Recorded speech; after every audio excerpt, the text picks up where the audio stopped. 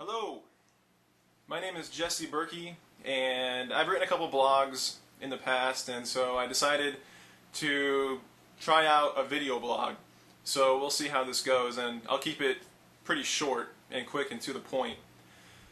But whenever I come across a particular passage in the Bible that resonates with me or strikes a chord with me, I know that there's something deeper in it. So I wanted to bring this to everyone who watches this, I guess, and see what you all think. I was spending some time in Isaiah, and I came across the story of Hezekiah when he invited the servant or messenger from Babylon into his kingdom to see all of his treasures and everything that was good in his kingdom. And he draws a strong rebuke from the Lord through the prophet Isaiah because of this.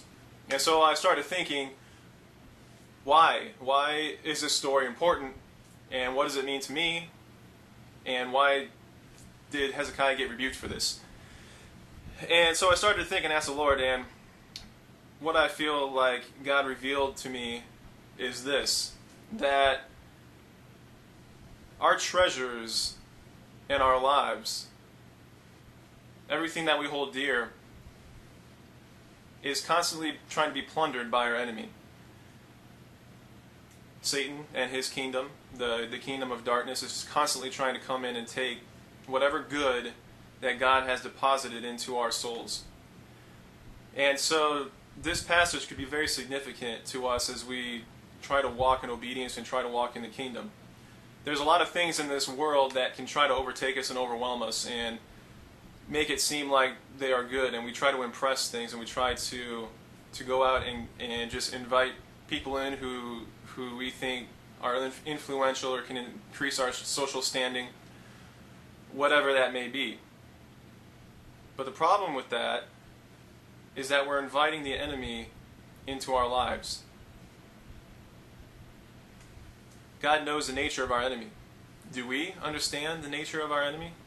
That his goal is to steal, kill, and destroy us, to take everything good from our lives, to beat us down, to put us under his foot, to make us slaves to who he is.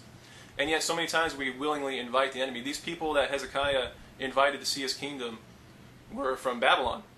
And Isaiah comes and predicts the future captivity and says that everything that you've shown these people will be taken away. Whenever we invite the enemy into our lives, he comes in and he takes away.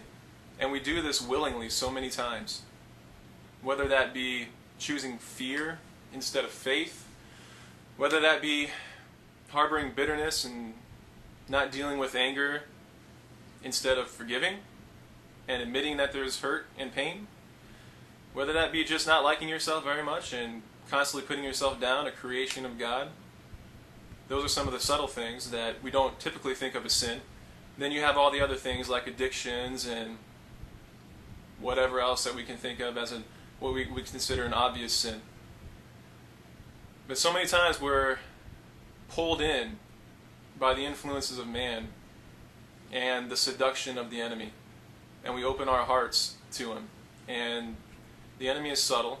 He'll come as a person of peace. He'll come as a person disguised as something that won't harm us. But in the end, we always lose when we open ourselves up to the enemy.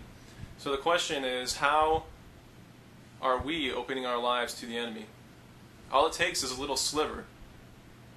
All it takes is a little willing glance or turning of our heads or refusing to deal with an issue, and the enemy has gained a foothold in our lives.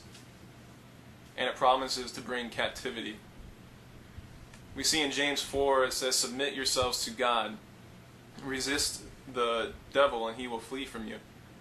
Hezekiah didn't resist the devil, and he wasn't submitted to God in what he did. He was overwhelmed by the prestige of this visitor from Babylon. Are we submitting to God in the things that we do and in the way that we live?